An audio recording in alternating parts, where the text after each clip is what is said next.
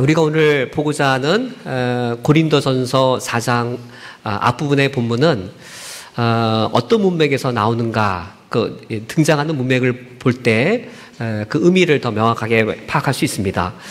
그 4장 앞부분에 보면 고린도 교회의 상황은 현재 이런 상황이었습니다. 바울파, 아볼로파, 게바파, 그리스도파 이렇게 언급된 것만 하더라도 크게 이렇게 4개의 큰 파가 있었습니다.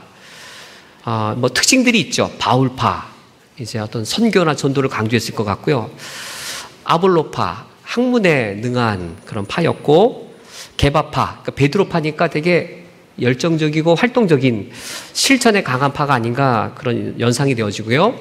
그리스도파는 아마 되게 정통적인 느낌을 갖게 합니다. 이런 파들이 많은 걸 볼 때에 고린도 교회에는 주인들이 많았습니다. 어떤 주인이냐면 주인의식이 있는 주인이라기보다도 주인 행세를 하는 주인들이 많아서 어려움이 있었던 교회였습니다. 이런 여러 파들이 서로를 또 판단하는 그런 어려움들이 있었습니다.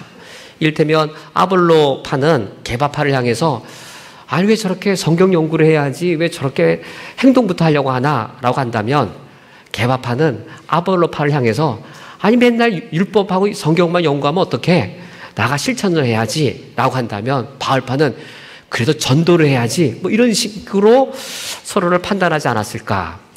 고린도전서 대략적인 분위기를 보면 이처럼 교회 안에 주인들이 많고 이런 파벌들 사이에 서로 판단하고 서로를 평가하는 일들이 많은 상황에서 바울이 이 문제를 해결하려고 하는 것이 고린도전서 우리가 오늘 읽은 4장의 본문입니다. 사도 바울은 어떻게 이 문제를 해결하냐면, 그리스도인의 정의를 내림으로써 주인이 많고 주인 행세하려고 하는 이 문제를 해결하고자 합니다. 그리스도인이 누구인지를 어떻게 정의를 내리냐면, 우리가 오늘 읽은 성경 본문 4장 1절 말씀이지요. 사람이 마땅히 우리를 그리스도의 일꾼이요 하나님의 비밀을 맡은 자로 여길지어다. 이 1절 말씀에 의하면 사도 바울은 그리스도인을 누구라고 정의를 내리지요? 2가지의 정의가 있죠. 그리스도의 일꾼, 그리고 또 하나가 있습니다. 하나님의 비밀을 맡은 자. 지금 주인들이 많고 주인 행세를 많이 하는 고린도 교회를 향해 그리스도인을 정의를 내립니다. 그리스도의 일꾼, 그리스도인이란 주인 행세를 하는 그들에게 그리스도인이란 그리스도의 일꾼이다. 일꾼은 종인 것이죠. 종인데 어떤 종이냐면 하나님의 비밀을 맡은 자. 여기 하나님의 비밀을 맡았다 했을 때 종들 중에 주인의 재산을 맡은 종이 있었습니다. 그런 종을 청지기라고 불렀습니다. 종들 중에 마당새는 어떤 일을 맡았을까요? 마당 쓸고 그런 일을 맡았겠지요. 근데 여기 우리 그리스도인은 종인데, 일꾼인데 어떤 일꾼이냐면 하나님의 비밀을 맡은 그런 청지기 종이라고 말합니다. 둘 다 종인 것이죠. 그리스도의 일꾼도 종이고 하나님의 비밀을 맡은 자도 종이라고 정의를 내리면서 그리스도인이 어떤 존재인지를 돌아보게 하고 있습니다. 바로 우리들이 그리스도인인 겁니다. 과연 그리스도인은 어떤 자이길래 그리스도인이 되는 순간 그리스도의 일꾼이 되는 것일까요? 우리가 그리스도인입니다. 내가 그리스도인인데 내가 그리스도인이 되는 순간 그리스도인이란 도대체 어떤 존재이길래 우리가 하나님의 비밀을 맡은 자가 되는 것일까요? 그리스도인이라는 단어 자체는 어떤 단어로부터 파생된 거죠. 그리스도라고 하는 단어와 사람, 인자가 합쳐져서 그리스도인이란 단어가 되었는데, 이 그리스도인이라는 단어 자체의 뜻은 그리스도께 속한 자라는 의미를 갖습니다. 누가 그리스도인이냐면 십자가에 잔혹하게 죽임을 당한 예수라고 하는 한 사람을 나의 하나님, 나의 주라고 고백하면서 그리스도라고 영접하는 그 사람이 그리스도인입니다. 그리스도인, 누가 그리스도인인가? 이 그리스도를 고백하는 거예요. 그리스도를 누구라고 고백하냐면 2000년 전 예루살렘 성박 골고다 언덕에 참혹하게 십자가에 예수라고 하는 한 청년이 죽임을 당했습니다. 십자가에 죽임당한 그 예수란 사람, 그 사람을 나의 주, 나의 하나님이라고 고백하면서 예수가 나의 그리스도라고 그렇게 영접하는 사람이 바로 그리스도인이었습니다. 그것을 합쳐서 예수 그리스도라고 말하는 것이죠. 예수 그리스도는 그 자체가 이야기입니다. 예수 그리스도, 예수, 십자가에 못 박혀 죽은 예수라고 하는 그 사람을 하나님의 아들로 나의 주님으로 내가 영접하고 모시면서 그리스도라고 고백하는 사람, 그 사람이 바로 그리스도인입니다. 이렇게 예수를 그리스도라고 고백할 때에 그 사람은 그리스도께 속한 자가 됩니다. 그는 그리스도께 속한 존재가 되어집니다. 그리스도인이 된다는 것은 그러므로 단순히 종교가 기독교로 바뀌었다는 정도의 변화를 말하는 게 아니고 어떤 차원에서의 변화를 말하는 것일까요? 그리스도인이 그리스도께 속한 사람, 그리스도께 속한 존재란 말은 그리스도인이 되는 것이란 새로운 종류의 사람이 된 것을 뜻합니다. 그 전까지는 그리스도와 무관한 존재였습니다. 그리스도와 아무런 상관이 없는 존재였습니다. 때로는 어떤 사람은 그리스도와 상관없는 정도가 아니라 그리스도께 대해 적대감을 갖고 있던 사람이었습니다. 십자가에 죽은 예수? 인간이야, 인간. 그가 뭐 하나님의 아들이야? 아니, 사람이 죽었다가 살아났다고? 그거 신화야. 종교 만들려고 다 기독교 종교인들이 지어낸 허구야. 라고 그리스도께 대해 반발감, 그리스도에 대한 배척감, 예수가 그리스도인데 예수만 믿어야 구원받는다고? 그런 소리를 믿어? 라고 예수가 그리스도 되심에 대해 반감이나 반심을 가졌던 그런 존재였는데, 본래 그런 존재였는데, 십자가에 못 박힌 예수를 향해 주는 나의 주님이시며 나의 하나님이십니다. 라고 받아들이고 인정하면서 그리스도로 고백할 때에 그때 내가 그리스도께 속한 존재가 됩니다. 그래서 그리스도인이 된다는 것은 존재의 변화를 말해요. 존재가 바뀌는 거예요. 새로운 존재가 되는 거예요. 새로운 종류의 사람이 되는 겁니다. 그 존재의 변화가 어떤 존재의 변화냐면 가장 깊은 차원에서의 존재의 변화입니다. 존재의 본질 자체가 변화되는 겁니다. 우리 존재 중에 표면의 표층의 변화가 아니에요. 우리 피부가 변한다든지 우리 두뇌의 지식 몇 가지가 변화된다든지 키가 자란다든지 이런 우리 존재의 외관적인 그런 변화가 아니고, 혹시 제가 머리 자르고 오면 외관이 바뀌었는데 제가 아닌가요? 내일과 오늘 비교해보면 똑같은 사람 아무도 없어요. 내일과 오늘 우리 다 달라져 있어요. 조금이라도 키가 컸거나 뭐 키가 줄어들었거나 살이 빠졌거나 몸만 그런 게 아니라 뭔가 신체가 다 변화됐죠. 생각도 조금 바뀌었고, 어제 오늘과 오늘의 내가 달라요. 근데 여전히 윤상원이죠. 내일과 오늘은 달라요. 경험도 다르고 더 많은 걸 경험했을 거고 뭐 좀 더 늙었고 하나도 똑같은 게 없는데 내일의 나가 오늘의 나예요. 그렇죠? 왜냐하면 그건 어떤 변화이기 때문이에요? 존재의 변화 중에 표면적 변화이기 때문에 그런 거 변해서 새로운 존재가 아니에요. 어제의 나와 오늘의 나는 다 바뀌었어요. 생각도 조금씩 바뀌고 지식도 조금 바뀌고 몸도 약간 바뀌었고, 하지만 그런 변화는 존재의 변화가 아니에요. 존재의 표층에서의 변화이기 때문에. 그런데 십자가에 못 박히신 예수 그리스도를 향해, 인간 예수를 향해 나의 주, 나의 하나님이라고 고백할 때에 새로운 존재가 되는 겁니다. 존재의 가장 깊은 차원에서 일어난 변화요, 존재의 본질 자체가 변화된 것이어서 그거를 성경에서 이렇게 표현합니다. 존재 자체가 변하는 것에 대해 성경은 뭐라고 표현하냐면 죽은 자가 생명을 얻었다라고 표현합니다. 우리가 성경을 읽을 때 구원받았다라고 말하고 생명을 얻었다라고 말할 때에 그때 그거는 심장이 멈추었는데 다시 심장이 뛰는 그런 생명을 말하는 게 아닌 것이죠. 성경에서 구원받았다, 죽은 자가 다시 생명을 얻었다라고 말하는 것은 존재의 가장 깊은 차원에서 새롭게 존재 자체가 근본적으로 본질적으로 새로운 사람으로 변화된 것을 가리킵니다. 근데 그것이 언제 이루어진다고요? 언제 그것이 내가 새로운 존재가 된다고요? 예수님을 나의 주, 나의 하나님이라고 받아들이면서 예수를 향해 그리스도라고 고백할 때입니다. 그때 내가 예수를 향해 나의 주, 나의 하나님, 나의 그리스도이십니다라고 내 마음문을 열고, 내 마음을 연다는 게 믿음이죠. 영접하는 자 곧 예수님을 믿는 자에게 내가 예수님을 그리스도라고 고백할 때 그때 놀랍고도 신비한 능력이 내 안에 들어오는 것이었습니다. 놀랍고도 신비한 능력이 나를 존재의 가장 밑바닥부터 가장 깊은 그 차원에서부터 나를 변화시키기 시작한 것이었습니다. 그 놀랍고도 신비한 그 능력, 누구의 능력일까요? 도대체 누가 내 안에 들어오신 것이고, 그래서 그 누구의 능력이 나를 그 놀랍고도 신비한 능력으로 나를 변화시켰는데 그분이 누구일까요?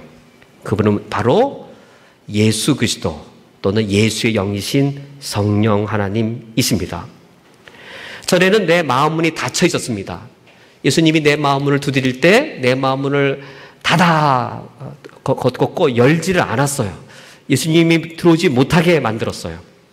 근데 어느 날 내 마음문을 열었을 때 예수 그리스도 그리고 그 예수의 영이신 성령이 내 안에 들어오시더니 신비하고도 놀라운 능력으로 나를 변화시키고 새롭게 하시기 시작하는 것이었습니다.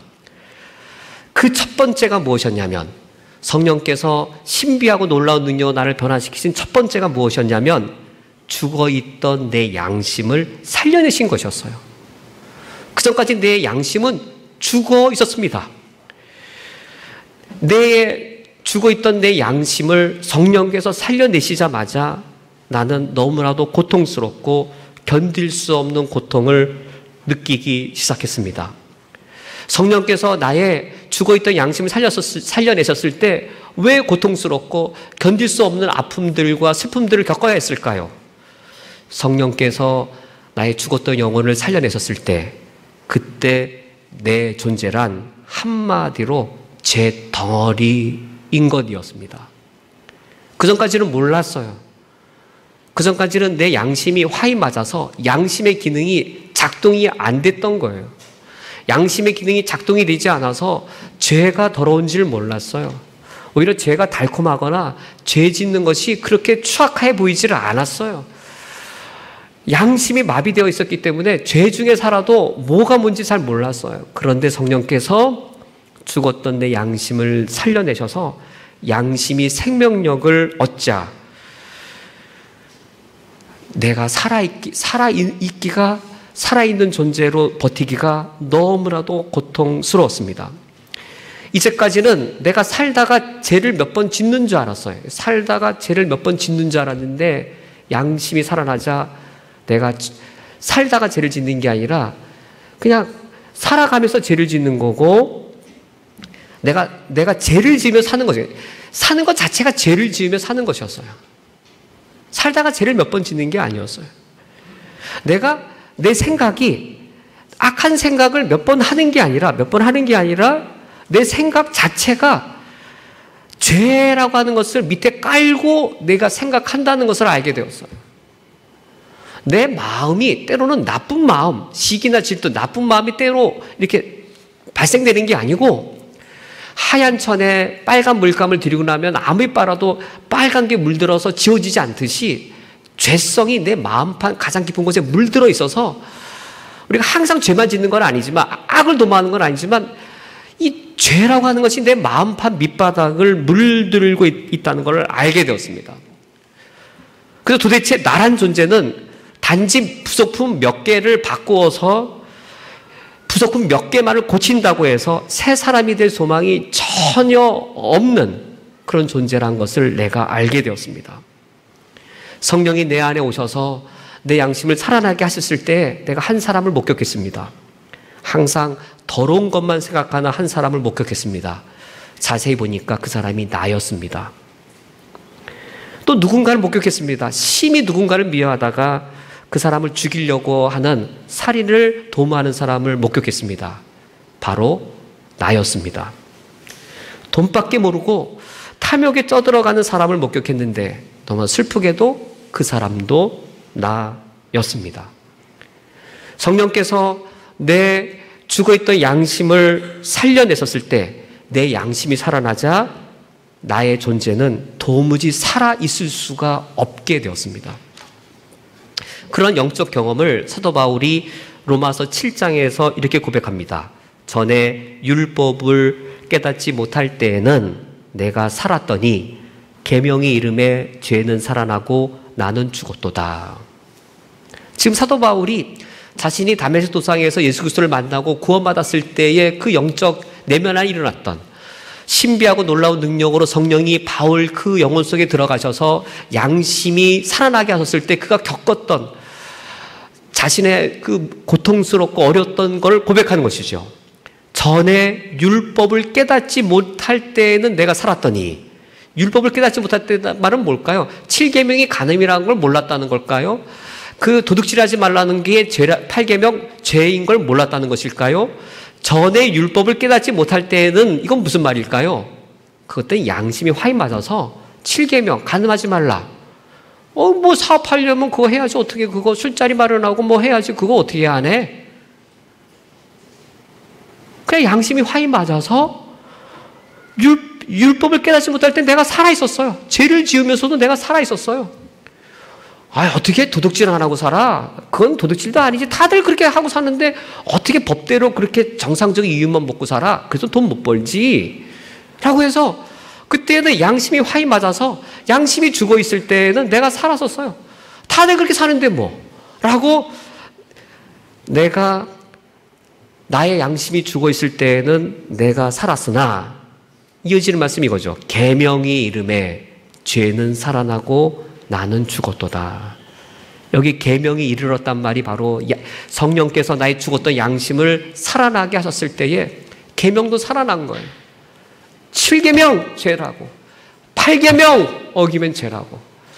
그런데 그 7계명을 어기는 더러운 사람을 목격했는데 그게 바로 나였던 거예요. 8계명 어기는 참으로 돈밖에 모르는 도둑질한 도둑놈을 발견했는데 그게 나인 거예요. 죄가 살아났어요. 나는 죽었도다. 참으로 내 영혼은 죽을 지경의 고통을 겪게 되었습니다. 그래서 울게 되었습니다. 성령이 내 양심을 살아나게 하셨을 때 울지 않을 수가 없었습니다. 내가 나의 죄 때문에 고통스러워하고 나의 죄악됨 때문에 하나님 아버지 앞에 슬퍼하면서 울고 있을 때에 예수의 영이신 성령님께서 내 안에 오셔서 나의 입술을 만져주셨습니다. 이 입이 본래 어떤 입이었냐면 하나님을 대항했었던 입이었죠. 어떻게 대항했었냐면 하나님, 당신이 정말 살아있기나 합니까? 당신이 정말 살아있다면 내 눈앞에 한번 나타나 봐 주십시오. 나는 하나님 당신이 죽은 거라고 하는 확신이 있고 증거가 있습니다. 만약 당신이 정말 살아있다면 어떻게 전두환 전 대통령이 저렇게 살아있을 수 있습니까? 전두환 전 대통령이 저렇게 살아있다는 말은 정의의 하나님이라고 하는 당신이 죽어있는 증거입니다. 전두환 전 대통령이 이렇게 멀쩡히 살아있는데 당신이 죽어있는 증거가 나에게 명확한데 하나님 당신이 살아있다고요? 어디 한번 나타나 보세요. 당신은 존재하지 않는 죽은 신입니다. 라고 이 내 입술로 하나님을 대적했었어요. 하나님을 모독했었어요. 내 죄악 때문에 슬퍼하며 고통하며 울고 있을 때에 성령께서 오셔서 내 입술을 만져주셨습니다.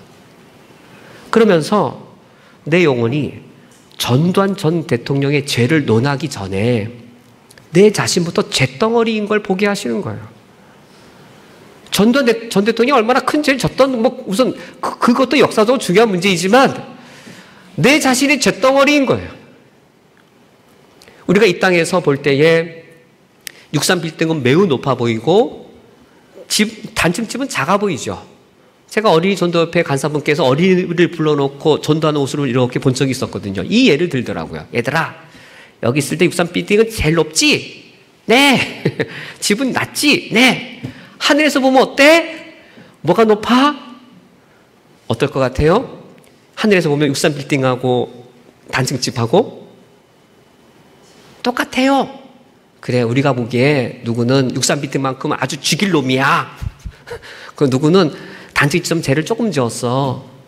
하나님 보기엔 어떨까? 똑같아요. 그래, 하나님 보시기에는 63빌딩만큼 산처럼 죄를 많이 지은 죄인이나 나는 죄 별로 안 졌다고 말하는 63빌딩에 비해 단층집은 진짜 낮은 집이잖아요. 똑같은 죄인이야. 정말 그렇지 않나요? 정말 그렇죠? 죄덩어리이기는 마찬가지죠. 제가 하나님 앞에 섰을 때 전두환 전 대통령만큼 죄인이 아닐까요? 이와 같이 성령께서 내 입술을 만져주실 때 그때 나의 입술을 하나님께 간청드리게 되었습니다.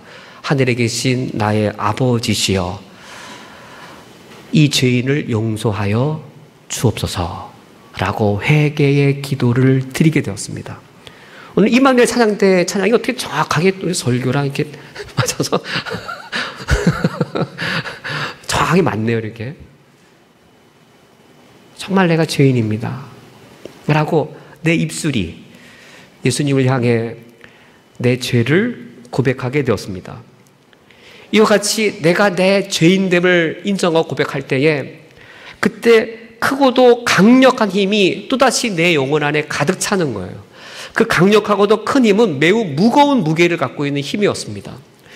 내가 아프고 고통스러워서 불안에 떨면서 내 영혼이 동요하고 있을 때, 내 영혼이 파도치는 이 바다처럼 널뛰고 있을 때 그 크고도 강한 힘이 매우 무거운 무게로 나를 이렇게 잡아주실 때 그때 내 영혼은 이전까지 한 번도 경험할 수 없었던 평안이라고 하는 것을 내 영혼이 누리게 되었습니다. 매우 강하고도 굳건한 팔이 나를 강하게 붙잡아 주실 때 불안에 떨고 있던 내 영혼, 그 전까지는 한 번도 맛보지도 못했던 평화가 내 영혼 안에 가득 차는 것을 경험하게 되었습니다. 이것이 누구의 경험이에요? 그리스도인의 경험입니다. 누구의 경험이에요? 우리 모든 그리스도인의 경험입니다. 누구의 경험이냐면 누구의 경험이 아니라 누군가의 경험이 아니라 그리스도인들 중에 누가 경험하는 게 아니라 그리스도인이라면 우리 모두가 다 경험한 공동의 경험입니다. 이거 외에도 어떤 또 공통의 경험이 있을까요? 내 마음의 고요와 이전까지 경험할 수 없던 평화가 내 영혼에 찾아오면서 그 전까지는 불안과 그리고 내 마음속의 염려 속에 이 살던 내 영혼이 드디어 참된 안식을 누리고 있을 때에 또 하나의 경험이 내게 일어났습니다. 성령께서 신비하고도 놀라운 능력으로 나를 변화시켜 주실 때에 매우 강력한 것에 내가 사로잡히는 걸 경험하게 되어집니다. 매우 강력한 것이 나를 사로잡혀서 내가 그것에 사로잡히게 되는 거예요. 뭔가 나를 사로잡았어요. 내가 잡히게 된 거예요. 그리스도께 속한 자가 그런 거 아닌가요? 그렇죠? 내가 그리스도께 속하게 되면서 뭐 강한 게 나를 확 사로잡고 내가 그것에 사로잡히게 되었어요. 사도 바울이 그것을 이렇게 표현하죠. 내가 표대를 향하여 달려가노니 내가 잡힌 바 된 그것을 잡으려고 달려가노라. 뭔가 나를 잡았어요. 강한 것이 나를 잡았고 나는 그것에 잡히게 되었어요. 그래서 그게 잡히게 된 이후로는 예전과 똑같이 산다는 것이 난 너무 견디기가 힘들게 된 겁니다. 예수 믿기 전과 똑같이 살아야 돼? 예전의 삶을 반복한다는 것은 도무지 견딜 수 없는 일이었습니다. 이를테면 내가 피아노를 잘 칩니다. 내가 왜 피아노를 쳐야 되지? 내가 예전에 피아노 치면서 또 쳐야 돼? 근데 교회 가서 보니까 피아노를 볼 때 이를테면 반주를 하지 않으면 못 살겠는 거예요. 이를테면 이게 하나님이 나에게 피아노를 치는 소중한 은사를 주셨는데 그때는 뭐 여러 가지로 뭐 내 자기 개발 뭐 그런 거 쳤었죠. 이렇게 뭔가 내가 예수님께 확 사로잡히는 이후에는 예전의 동기로 예전의 목적처럼 피아노를 친다 했을 때 의미를 못 찾겠는 거예요. 하나님이 내게 주신 은사가 뭔가 하나님께 뭔가 연관되게 씌어지지 않으면 도무지 못 견디겠는 거예요. 교회 가서 반주라도 해야지 내가 이제 그래야 살겠는 거예요. 예전에 친구랑 같이 놀면 참 재밌었습니다. 바로 그 친구를 만났어요. 예전에 재밌게 놀던 친구를 만났어요.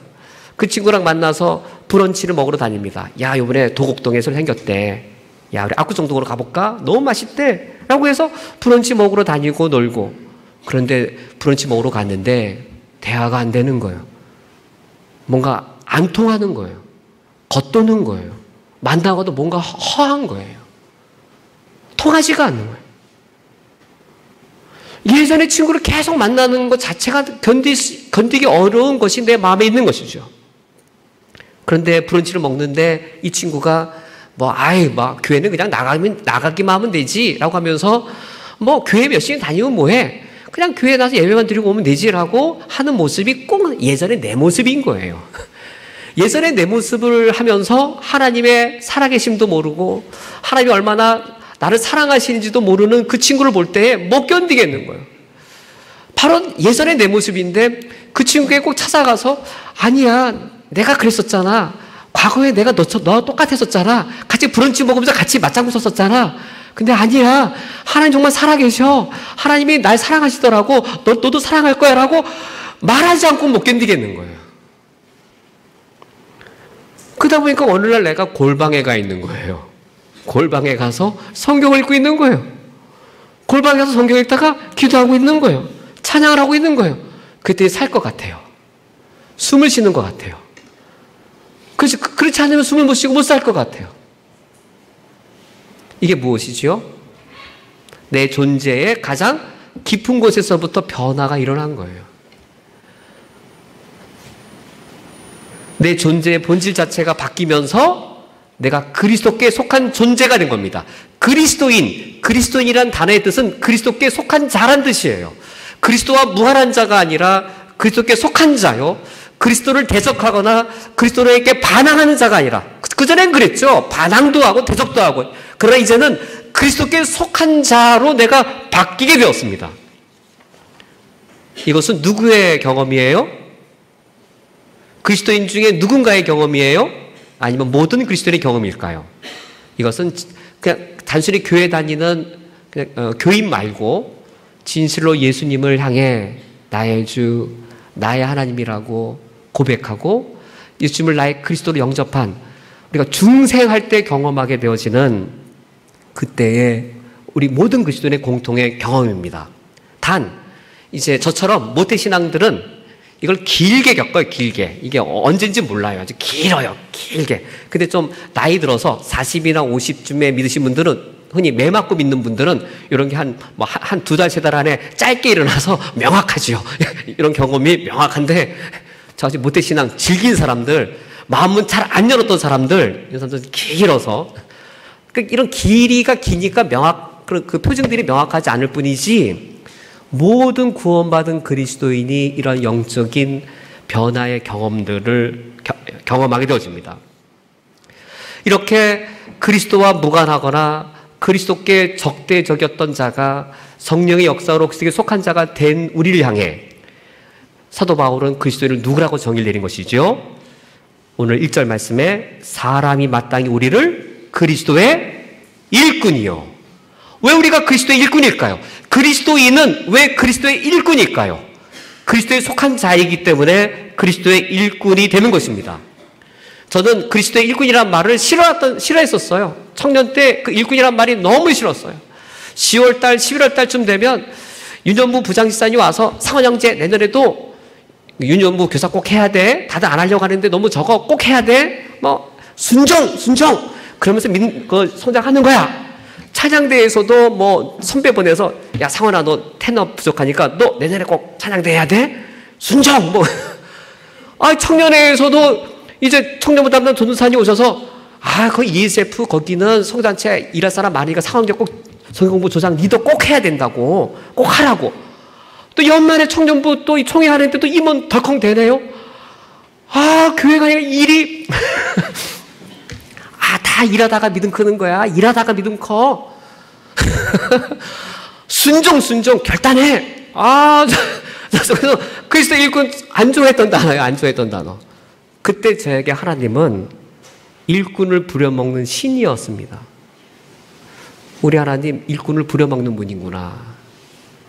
무섭고 그 하나님의 일을 하지 않으면 저주받을 것 같고, 그 하나님의 일을 반드시 해야 되는, 나를 이용해 먹는 신, 일꾼을 부려먹는 신, 그 이미지가 내게 컸어요.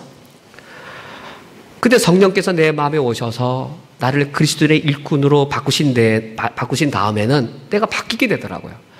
정확히 언제라고 딱 시점은 못 정하겠어요. 26, 7살 그 상관이에요. 저처럼 이렇게 모태신앙들, 빨리 잘 안 바뀌는 사람들, 길어요.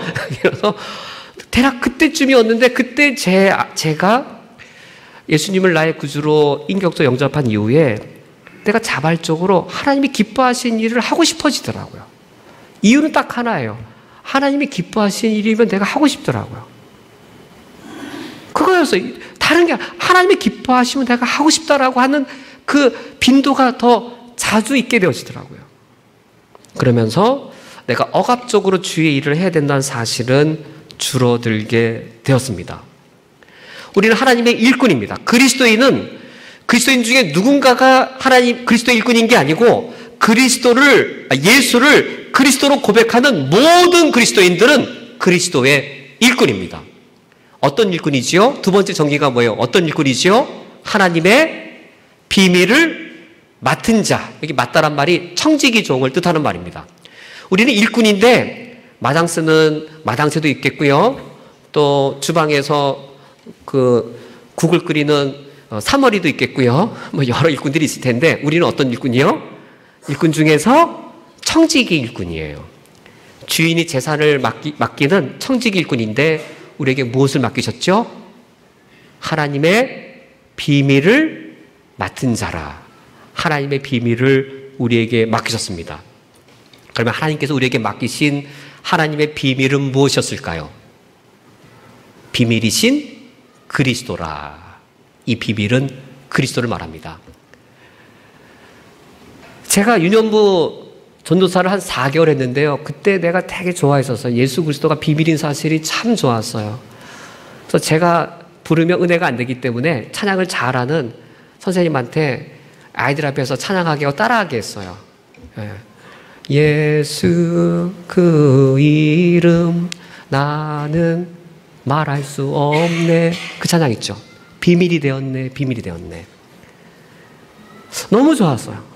정말 예수 그리스도가 비밀이었어요. 이 비밀이란 단어가 헬라어로 무스테리온입니다. 이 무스테리온인 비밀을 영어로 번역할 때 시크릿으로 번역해야 될까요? 미스테리로 번역해야 될까요? 영어 성경에는 주로 시크릿이라고 번역했지만 헬라어가 무스테리온일 때 이 무스테리온은 영어의 미스테리입니다. 시크릿의 비밀은 뭘까요? 친구들 간에 야, 너 이거 너만 알고 있어? 이게 시크릿의 비밀이에요. 시크릿의 비밀은 어떻게 알게 되죠? 그걸 폭 넣으면 다 알아요. 이제 야, 너 그거 몰라? 내가 알려줄게. 들으면 비밀 다 알아요. 미스테리의 비밀은 들어도 듣지 못해요. 미스테리의 비밀이에요. 보아도 보지 못해요. 그게 미스테리의 비밀이에요. 저에게 그러했어요. 제가 모태신앙이잖아요. 모태신앙인데 예수님의 십자가를 봤을 때 봐도 안 보였어요. 예수님의 십자가는 하나님이 날 사랑하는 사건이라고 전도사님이 들려줘도 들리지가 않았어요. 하나님이 나를 끝까지 사랑하셔서 나를 포기하지 않기 때문에 예수님이 십자가에 달려 죽으셨다라고 선생님이 가르쳐줬어도 깨달을 수가 없었어요. 예수님은 나에게 비밀이었어요. 예수님의 십자가는 나를 구원하시는 하나님의 지혜인 것을 아무리 들어도 들을 수가 없었고 보아도 보지 못했었어요. 예수 그리스도는 먼저 나에게 비밀이었어요. 그러나 어느 날 성령께서 십자가를 볼 때 십자가는 나를 향한 하나님의 사랑인 것을 깨닫게 해주셨어요. 볼 때 보였어요. 십자가를 볼 때 하나님의 사랑이 보였어요. 십자가를 볼 때 죄인인 나를 구원하는 하나님의 능력이 보였어요. 처음에 예수 그리스도는 나에게 비밀이었으나 더 이상 나에게 비밀이 아닌 거예요. 그때 하나님이 비밀을 우리에게 맡기신 거예요. 그리스도에게 속한 자, 우리 그리스도의 일꾼입니다. 언제 우리에게 하나님의 비밀을 맡기셨는가? 처음에 나에겐 그리스도가 비밀이었어요. 예수? 인간인데 하나님의 아들이라고? 죽은 자가 살아난다고? 그런 거 믿으면 구원받는다라고? 근데 비밀이었어요.